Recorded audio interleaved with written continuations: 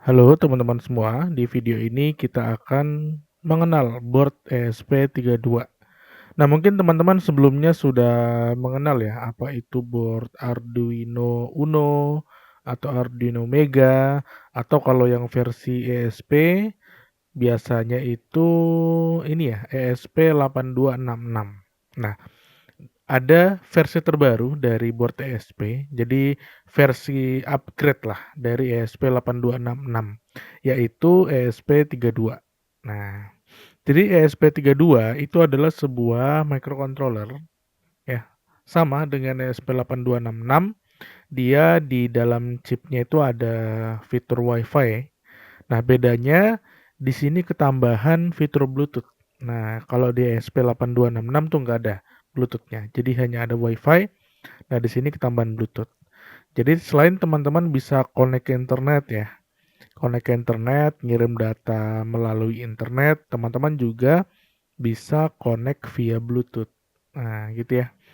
Jadi, untuk versi Bluetooth-nya tuh tergantung ya, tergantung jenis board ESP32 yang kita miliki. Ada yang menggunakan Bluetooth versi 4, ada yang menggunakan Bluetooth versi 5, ada juga yang sudah dilengkapi dengan Bluetooth Low Energy. Nah, jadi untuk board ESP32 ini pembagiannya sama ya, ada yang versi chip. Nah, ini versi yang paling minimum ya, yang bisa teman-teman miliki. Jadi bentuknya chip kecil banget ya. Ini di dalam chipnya ya fitur utamanya lah yang ada di sini. Ada fitur Wi-Fi-nya, ada Bluetooth-nya, ada interface-nya, RAM, CPU, memori, semua ada di dalam chipnya. Terus yang kedua versi modul. Nah, ini sudah ada sedikit peningkatan atau penambahan fitur ya dari yang versi chip. Di sini semisal sudah ditambahin antena Wi-Fi ya. Terus sudah ada voltage regulatornya. Terus sudah ada osilatornya, sudah ada sirkuit dayanya. Nah, terus yang ketiga, ini yang versi development board atau development kit. Ini biasa kita pakai ya untuk kebutuhan prototyping atau testing. Nah, bisa menggunakan ini yang fiturnya udah paling lengkap ya.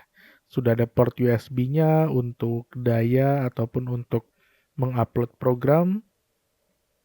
Terus sudah ada LED-nya untuk indikator ataupun built-in-nya. Sudah ada tombol reset, bootloader, sudah ada header-headernya yang bisa teman-teman gunakan ya untuk mengintegrasikan boardnya dengan berbagai jenis sensor ataupun aktuator. Nah, ini spesifikasi, cuman saya tekankan ini spesifikasi yang basic ya. Jadi tergantung jenis board ESP32 yang teman-teman punya nanti ya. Kalau yang terbaru pasti nanti akan sedikit berbeda dari yang ini. Tapi ini yang ESP paling lama lah, yang ESP versi awal. Nah, ESP32 yang versi awal. Nah, ini yang pertama ya. Jadi dia menggunakan microcontroller namanya Extensa Dual Core. Nah, ini di garis bawahi. Dia dual core ya. Jadi bukan single core. Dual core 32 bit. Nah, dengan clock hingga 240 MHz. Terus mendukung Wi-Fi. Nah, ini Wi-Fi-nya ya, dia di frekuensi 2,4. Nah, jadi hati-hati nih. Siapa tahu teman-teman di rumah ada yang dual band ya, Wi-Fi-nya ada yang 2,4 sama 5. Yang ESP32 support itu yang versi 2,4 GHz. Terus ada Bluetooth. Nah, ini juga ada nih versi Bluetooth-nya yang 4.2. Nah, ini nanti disesuaikan ya.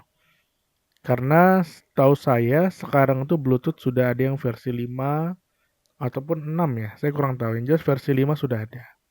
Terus sudah ada juga Bluetooth Low Energy. Nah, ini bagus nih buat teman-teman yang pengen pakai Bluetooth tapi pengen hemat energi juga.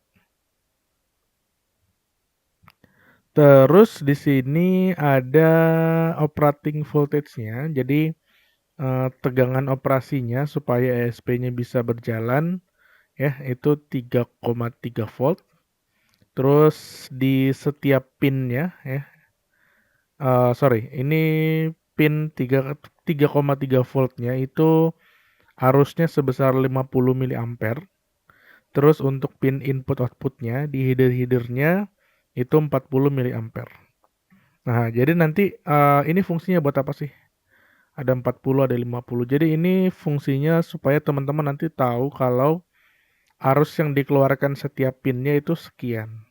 Nah, takutnya misal teman-teman menggunakan sebuah sensor ataupun aktuator yang ternyata membutuhkan arus yang lebih besar dari ini, nah maka teman-teman nggak bisa nih ngambil powernya dari sini, nggak bisa. Kecuali sensor-sensor kecil kayak sensor suhu, sensor cahaya, sensor jarak, nah itu harusnya masih bisa di-cover sama arus yang ada di pin ESP32. Tapi kalau udah nggak bisa, nah berarti teman-teman harus menggunakan power eksternal ya, bisa dari baterai ataupun langsung dari sumber ini ya, tegangan DC yang lain, intinya gitu. Oke, lanjut. Terus di sini ada ADC pin. Nah, ini ada pin ADC ya di ESP32 analog to digital converter. Jadi dengan pin ADC ini teman-teman bisa membaca data analog ya, membaca data analog yang dihasilkan oleh sensor. Nah, ada 18 channel, jadi ada 18 pin. Nah, 18 pin yang bisa teman-teman pakai. Di mana setiap pinnya ini resolusinya adalah 12 bit. Jadi 12 bit itu rentangnya 2 pangkat 12. Ya, sekitar 0 sampai 4095. Nah, itu resolusinya. Jadi lumayan besar dibanding dengan Arduino yang hanya 10 bit ya. 2 pangkat 10. Gitu. Terus pin DAC, nah ini kebalikannya ya. Kalau ini analog to digital converter, ini digital to analog converter. Jadi ESP punya 2 pin yang bisa dipakai untuk DAC. Nah, ini contohnya semisal teman-teman pengen ini ya, pengen membuat data analog sendiri ya. Misal teman-teman pengen membuat impuls sinyal sendiri, sinyal analog sendiri. Nah, itu bisa dengan menggunakan 2 pin DAC ini. Atau misal teman-teman pengen menggerakkan sebuah motor atau stepper, nah itu bisa menggunakan pin DAC. Terus di sini untuk interface-nya ada banyak ya, ada UART, SPI, I2C, I2S, CAN. Nah, ini semua di-support oleh ESP32. Terus terakhir, ESP32 itu punya SRAM sebesar 520 KB. Jadi ini kalau di laptop tuh kayak RAM-nya ya. RAM-nya lumayan besar, 520. Terus flash memorinya, flash memorinya ini juga lumayan gede ya. Ini lagi-lagi fleksibel ya, flash memory SRAM ini tergantung dari jenis ESP32 yang teman-teman punya. Ada yang lebih besar dari ini, ada yang MB, ada yang MB juga. Ini yang versi basic aja. Gitu ya. Terakhir mungkin, jadi supaya teman-teman punya gambaran perbedaan antara ESP32 dengan Arduino Uno ya khususnya. Dan dengan ESP8266 yang mana itu versi sebelumnya dari ESP32. Yang pertama, dari tegangan operating voltage-nya Arduino tuh 5, kalau ESP itu rata-rata 3,3. Terus CPU yang dipakai, ini ATmega ya, AVR. ATmega 32, 8, 16 MHz, clock-nya. Kalau ESP, nah ini ESP yang 8266, dia single core, kalau 32 dual core. Oke. Dengan clock-nya yang ini 60, ini 160. Terus arsitekturnya, nah ini size-nya ya. Size pin-nya, jadi ini 8 bit. Oh, berarti saya salah tadi ya. Bukan 10 bit tapi 8 bit. 2 pangkat 8. Nah, kalau ini 32 bit ya. Nah, Terus flash memory. Nah, ini flash memory. Untuk memorinya Arduino tuh kecil banget ya, sekitar 32 kilobyte. Kalau ESP itu gede lumayan. Nah, ini 16 MB ya. Ini yang versi MB flash memorinya. Terus RAM-nya. Nah, RAM-nya juga Arduino tuh kecil, cuman 2 kilobyte. Kalau ESP 8266 tuh 160 KB, ESP32 itu 512 KB. Ini jumlah pinnya ya. Jumlah pinnya ada 14 pin kalau Arduino Uno ya, yang versi Uno. Kalau 8266 17, ESP32 itu 36. Nah, Bluetooth-nya hanya ESP32 yang memiliki Bluetooth.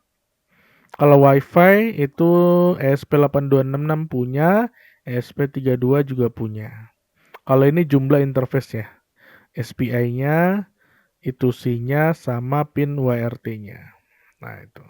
Oke, kita lanjut ya. Jadi kurang lebih seperti itu, teman-teman. Jadi dari sini sebenarnya teman-teman udah punya gambaran kira-kira board mana yang memiliki spek yang paling tinggi. Nah, jelas ya, yang paling tinggi itu dimiliki oleh board ESP32. Nah, ini tinggi banget. Bahkan bisa ada yang 2 kali lipat nih. Kayak misal RAM-nya, flash memorinya, core-nya, clock-nya itu bisa berkali-kali lipat lebih tinggi dibandingkan dengan Arduino Uno. Nah, kurang lebih seperti itu teman-teman untuk preview sedikit tentang board ESP32. Nanti di video selanjutnya kita akan lebih dalam untuk mencoba berbagai fitur yang dimiliki oleh ESP32 ya. Yang ini tadi ya, ada fitur Wi-Fi-nya, ada Bluetooth-nya, ada ADC, DAC, ada WRT, SPI, itu sih, ada memorinya, ada RAM-nya. Nah, itu kita akan coba semua. Oke, saya rasa cukup sekian untuk video kali ini. Kita lanjut lagi di video berikutnya.